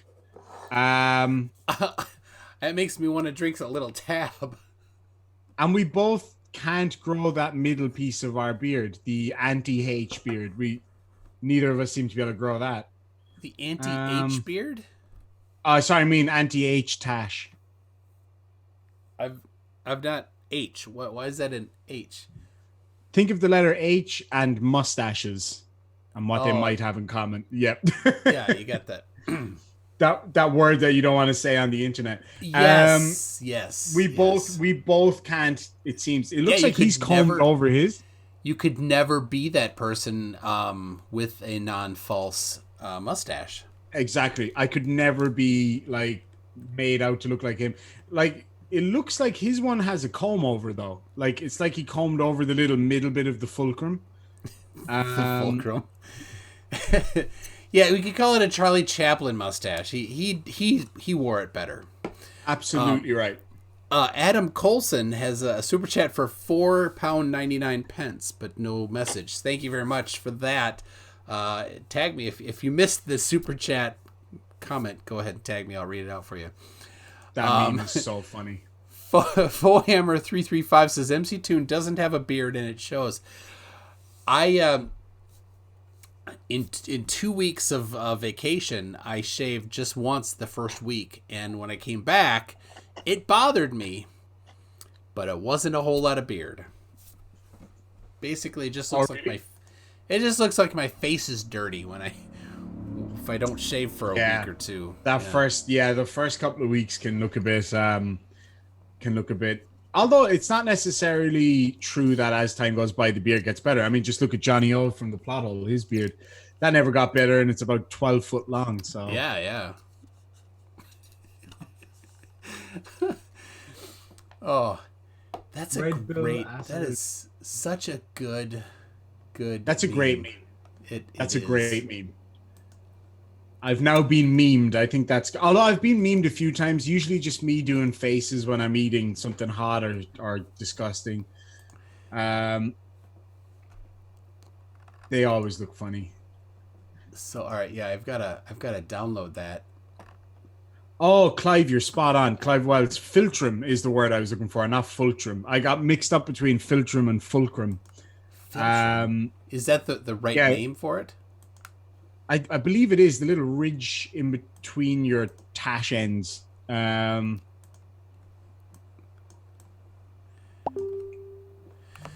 all right, I got that. It's going up on my Discord server in the meme channel.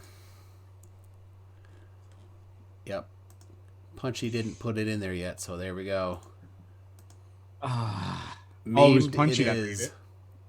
Oh my God, there it is. That is outrageously funny. I think probably it should be spread around a little more. So like the FTFE I'm gonna stick it on server mine. needs to have it. Yeah, Team I Skeptic think. needs to have it. Oh, I got kicked out of the Globe and Sphere discussion group. Damn it. That was going so well. I was causing so much trouble in there, man. Oh, they get kicked out quick. Oh yeah, unreal. All right, let's Hugh, stick it in End Flat Earth. Hugh Jars. So he hit 1,000 subs. Oh, good job, man. He did so both Hugh Jars and Sarcastic Barman did. I asked them before I went on vacation if they wanted to do a video for when I was out, and they both did a video. And I saw those. Yeah, they were great. the barman,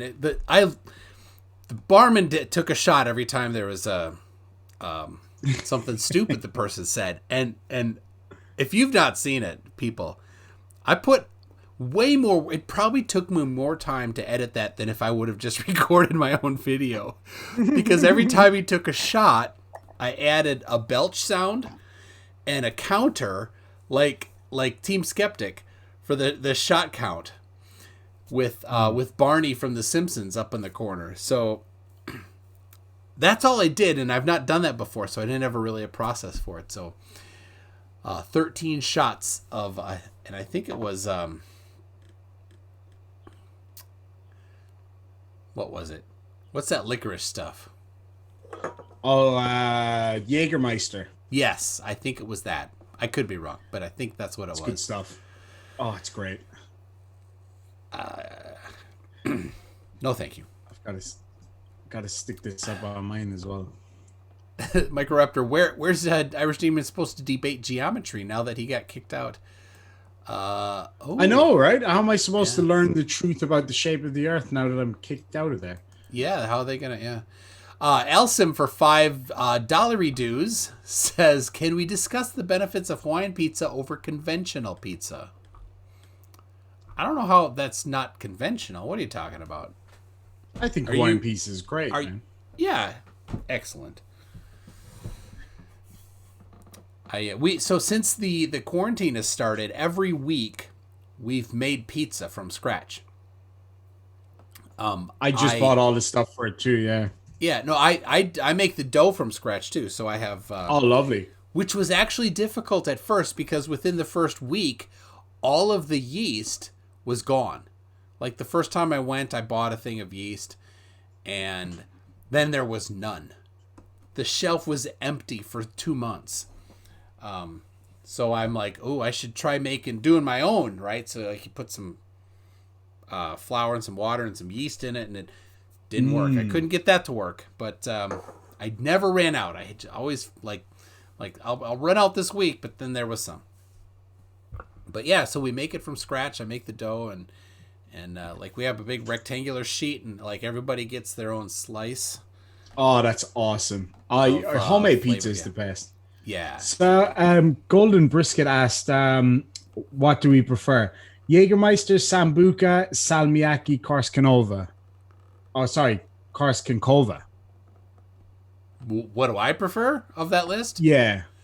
Irish cream. Oh, yes. Bailey's? Yes. Yeah, oh God, yeah. I love Bailey's. Bailey's did a beautiful raspberry chocolate one. Ooh. It was just chocolate, but you put frozen raspberries in it. It was amazing. Just a second, I'll be right back. It reminds me of something I want. You'll have to fill some space. I had Koskenkorva Salmiakki about 3 weeks ago, and I drank the whole bottle. I really like it. It's tasty, but it gives you a bitch of a hangover. So yeah, for those of you who don't know, it's a Finnish liqueur. It's kind of like Jägermeister. The flavor profile is very similar. It's delicious though. It's really, really nice. And this drawing is the closest you can get to. Oh, nice. So that is what's his name? This is as close as you can get to Bailey's without getting your eyes wet.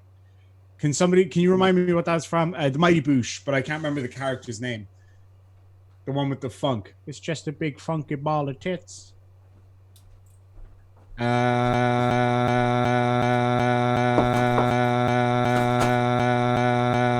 Me crazy. Did you ever watch The Mighty Boosh? Oh yeah, with What was the character's name? Noel Fielding and I can never remember the other guy's name. Somebody just said this is as close to Bailey's as you can get without getting your eyes wet. Oh yeah, Old Greg, that's it. I'm Old Greg. What a great character, man. I love that song he sings. Do you love me? I've not seen that recent enough to have any memories of it. Yeah. I haven't seen it in years, but oh, it was such a good show. Great show back There then. you go. What have you got? Bailey's? Yeah, so everybody knows anytime you see this mug, you know what's in it. Bailey's from a mug. Sacrilege. Do you have a cold or a room temp? I have ice in it. I don't know. Oh, very nice. Yeah, I put. And what I really like is I like Kahlua and Bailey's too. Oh, lovely. Yeah, that works. So, but if I don't have Kahlua, in the summer, if we ever have like leftover coffee, like it's noon and we're like, we're not gonna have any more coffee, we'll put it in an ice cube tray, and then the next day, like because it's hot, we'll make coffee and then put coffee ice cubes in it to cool down the coffee to have iced coffee quickly. But yeah, coffee ice cubes in Bailey's, good stuff. Amazing. That sounds great. Yeah, we in a mug. Oh yeah, in a mug, of course, because you wouldn't like have a proper glass or anything. I don't It's even. much just What is the proper glass? it's like it looks kind of like a port glass, like a small whiskey glass. Kind of. I don't know what any of that. I guess I should. I didn't even need to ask the question because I don't know what any of those glasses are. Yeah, it looks kind of like a wine glass, pretty much. Okay. Yeah, it's I actually do I have it here? Damn it! I had a really, really, really old Jameson's glass. I grew up in the town right next to where Jameson's made. Okay. And they make Middleton Rare whiskey and stuff like that there as well. And so I grew up drinking that. My uncle worked there for many years as one of the brewers or whatever. And yeah, so he used to give us like bottles of Middleton Rare and like an empty Coke bottle. So it's like $500 worth of whiskey in just a Coke bottle or whatever, for taste testing purposes. Of course, yes. Absolutely, strictly scientific. So yeah, when I cracked 18 and I was going out buying little shoulders and naggins of cheap whiskey, I was drinking. I was like, oh, what is this crap? This isn't the stuff that I steal from my dad's liquor closet. And then I said it to my dad one day, and he was like, yeah, that's because that's a $5 bottle of whiskey. And like I drank this stuff on the live stream the other day. $14.95, which is also pretty much what it costs. Blended Scotch whiskey. Is some of it that old or is that just the name? It smells that old. It's horrific. It's really, really bad.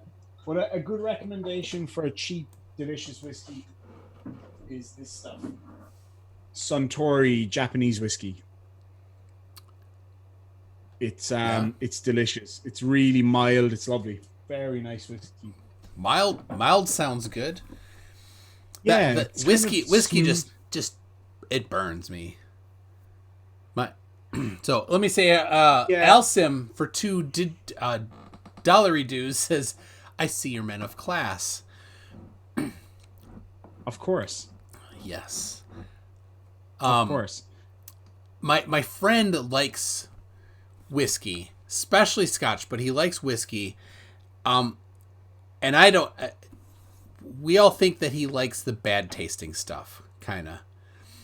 So I was at a place, and I go to the bartender and I go, "Give me I got something for me." I go, "Give me a shot of or a glass of your worst whiskey, not your cheapest whiskey, your worst whiskey."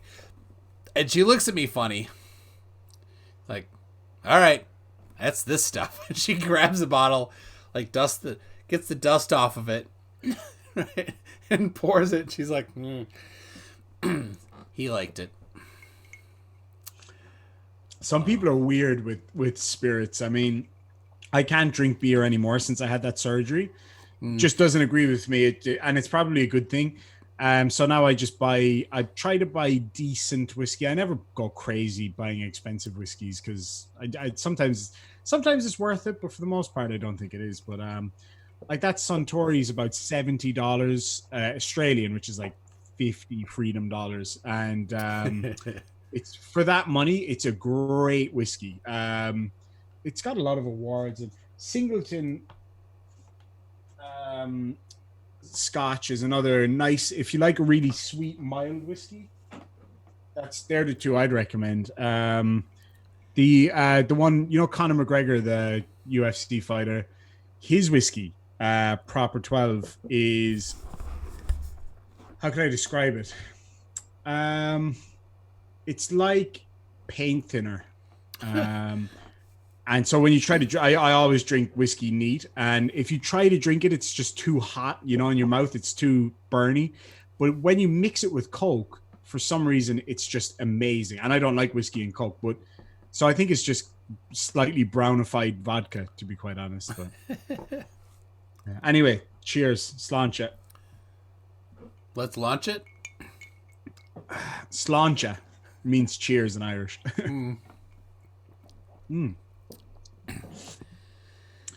I don't drink often, like almost never. But my neighbor was Punjabi,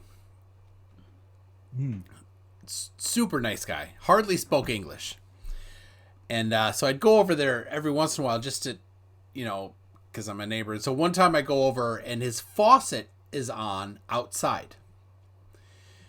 And I'm like, oh, hey, your faucet's on. And I tried to turn it off, but I couldn't. He's like, I'll fix it later. Come on in. And he walks away. Leaves the door open and walks away. I'm like, all right. So I went in. And, you know, I sit down. We start talking. He's like, do you want something to drink? It's hard to understand because his English is rough. I'm like, no. So he gets me something to drink. He gets Jack Daniel's Black Label, right? Is that a thing? Yes, it is. I think I have a bottle here somewhere. Yeah, lovely. Like a big bottle, brand new, unopened, pulls it out, takes Bourbon, the top off, and he's like, how much do you want? I'm like, no, I don't, just a tiny bit. So he pours me a tumbler, like, whatever, way too full. I'm like, oh, not that much, but okay. I don't drink, and I hadn't had anything to eat for a while. So I'm sitting there like just trying to get a little bit down. And I'm like, all right, well, I should go home soon. So I kind of need to finish it, right? And so I'm getting it down, and then he stands up. Oh, before this, I go, oh, are you going to have some? He goes, no, I never drink. Me neither. You're kidding. Oh my goodness. He's a Sikh. He's never had alcohol in his life. Yeah, it's a religious thing. For like that's right. The firstborn Sikh son has like these responsibilities, and he takes it seriously. Right. Mostly seriously. During this conversation, I'm asking him, well, do you like it here, you know, versus back in India? He's like, oh, I like it here, yeah, because I don't have to follow all the rules. Like, there's a rule you could break. Yeah, oh yeah, for sure. So he gives me this, it was way more than I could handle. And he gets up, it's almost down. He gets up, I'm like, oh, he's taking it away, and I can go. He fills it up again. I'm like, oh crap. And you try to be nice as well, that's the thing. I'm like, he gave me like, I don't know, that's probably kind of expensive, right? But yeah, it wouldn't be cheap. Yeah, that's for sure. And he I mean, I had a lot of that bottle, and I finally get. And my wife is texting me. I'm like, yeah, I'm just talking with. So, fortunately, the commute home was short. I did not get pulled over walking across the yard. That's good. It was a The stumble. seats are they're so friendly. They're just. Oh. I actually work with quite a few seat guys, best beards in the world too. But Yeah, they're they can they're grow a super beard. friendly. Yeah. Oh man, what one of my best friends, Simran Mavi is his name. He's a Sikh guy, but usually Sikhs are very, very tall, but he's really short, so we give him shit over that. But he's got the most incredible beard. Um, Somebody mentioned something in the comments. Golden Brisket says Connemara peated Irish whiskey. It tastes phenomenal unless you add water. Then it's like being smacked in the face with burning lederhosen. I can confirm that's very true. Wait, say that again? I wouldn't. So Connemara peated Irish whiskey. So basically, they get the whiskey barrel, they put peat in it, which is bog material. Yeah. They burn it, and it gives it a beautiful flavor. Yeah, I love if you that. add water, oh, it's great. If you add water, it accentuates the flavor. So with Scotch or bourbon, you should really drink it neat. With Irish whiskey, you should add a drop of water to it. But that's one you definitely don't want to do that to. Another one very similar to that, Golden Brisket, is Teacher's Irish whiskey. If you add water to that, it changes the whole thing, and it doesn't taste bad, but it bloody hits you hard. I love this story; it's great. Let's see. So, like I said, I don't drink much. I'm already feeling it here. Heat chill. One of my best friends in the world. Pakistanis are not napkins. You don't touch us like that. Said that in an actual metal mosh pit. Said, I caught the beer. What do I do with it now? He drank it. That's so funny. Oh, yeah. I don't. That's one thing I don't like about mosh pits is getting wet from either other people's sweat or beer. I don't want to get wet from either of those. We I worked for a security company for about 8 years before I moved to Australia, and we specialized in pit crews and backstage crew. That was our whole job. So I was a member of what's called the snatch crew. So my job was to go up over the top of the railing, grab people that were either injured or causing trouble or whatever, and pull them over the railing to get them out of the mosh pit. And every single time I came home covered in beer and whiskey and other bodily fluids, and yeah, it's horrific. There's a really cool video of a music event where somebody throws a beer from way down the back of the stadium, throws a beer, and whoever the artist was standing up on people's shoulders. He catches the beer and then downs it. Oh. It was, I'll see if I can find it. I'll send you the link. It was amazing. Here, Michael Raptor, mosh pits get you wet? Yes, they do. I've primarily been to summer festivals in the Midwest here when it's hot. And so, yeah, you come out, your shirt is saturated with other people's sweat. Yep, I can confirm that is absolutely. Or even worse is when you're in the it's called the pre-pit, the area between the stage and the pit, and you get covered in the artist sweat, which is, and that happens. We did 50 Cent. It was 50 Cent, Snoop Dogg, and Eminem. You mean the gap between the fence and the stage? Yeah. And I remember Slayer. I got hit in the face by someone's dreadlocks. From Slayer? From Slayer, yeah. I think it was one of their kind of hype people. They bring random people on the stage all the time. I really loved doing security at music events. You know, we got to meet a lot of really cool people. The biggest pro of the lot was Tom Jones. All of us were bummed about doing a Tom Jones concert because it was either that or like I think it was Megadeth was the concert the other team got. So we were all bummed about doing that. And but I tell you what, he was one of the most professional. He has a guy, right? A lot of people don't know this. He has a guy. So every artist that would come to our venues would go on a few hours early, do their sound check, and then they go back to a hotel for a couple of hours before they go on stage.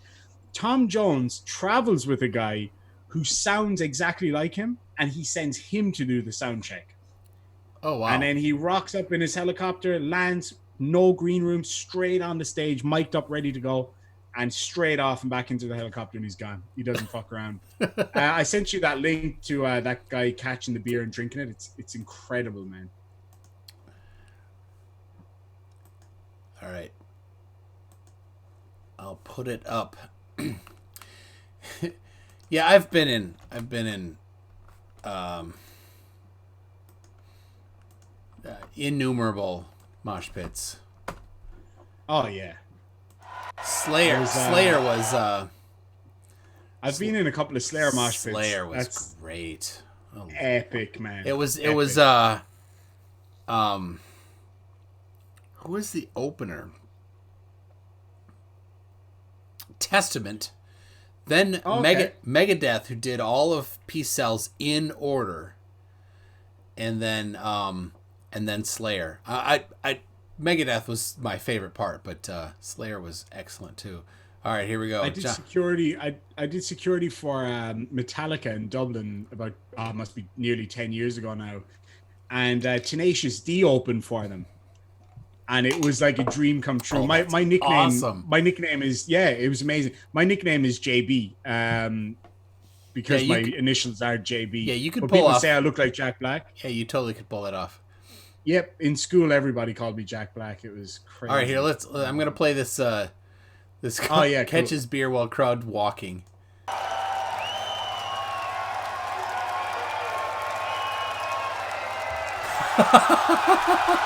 Isn't that just amazing? It comes out of nowhere. Oh my gosh. How he saw it and just went, what?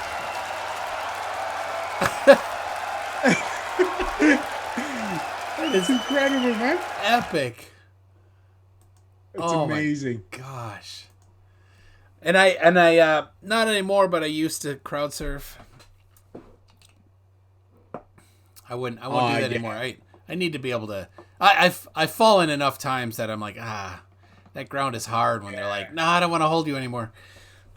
Yeah, and they don't give you any warning. They just let you go. You just fall and you're like, oh, my hip, I'm not walking tomorrow. I remember there was a band that opened for Trivium at a gig we did in a place called the Savoy. Amazing venue. And it used to be a cinema. And anyway, so this band opened for Trivium. Was it Trivium? Trivium's the band with Herman Lee, right? The really fast guitarist, I think. I don't know. They're kind of more new. But anyway, so this band came on. They were pretty hot. They were good. And the singer went and just did a stage dive, and it just separated like the Red Sea. And he just went boom, and he was knocked out cold, man. Singer? I think it was the singer that just jumped onto the crowd, and what the hell? And he just face planted, and he was out stone cold. And the second backup band went on, and the guy was taken to hospital. He was completely out cold. Wow. Yeah, but he came back later and went on with Trivium for a couple of songs, so it was pretty good. Okay. Dragon Force. Christ Punch is right. It was Dragon Force, not Trivium. So Dragon Force was the band that Punchy came here to see and brought me the ketchup chips in early March. Oh, no way. And then he was sitting next to me. He came to my work, and where he's sitting next to me at work, and I get the email or the text message from my boss. He's like, Dragon Force canceled for tonight. Because it was a Friday. The Thursday night show they did. And I'm like, awesome. Friday, like midday, I'm like, hit the browser. No, they're still doing it. Reload. And then, my boss, who buys tickets for us and we go, he's like, canceled. Yep. That's unbelievable, man. Yeah, so I'm looking at Punchy and I'm like, oh, dude.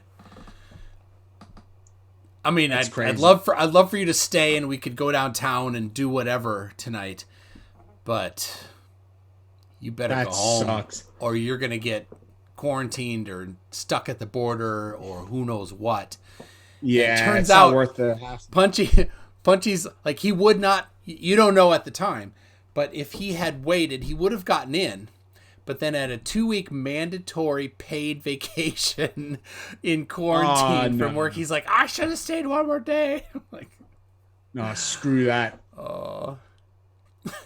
But yeah, I've been to some crazy gigs, man. The craziest gig I've ever been to, we did 2 days of Bruce Springsteen in the Royal Dublin Society grounds, and so the first night we were staying in the same hotel as him and his crew, and we would all get together at the end of the night, go for dinner and go to the bar or whatever.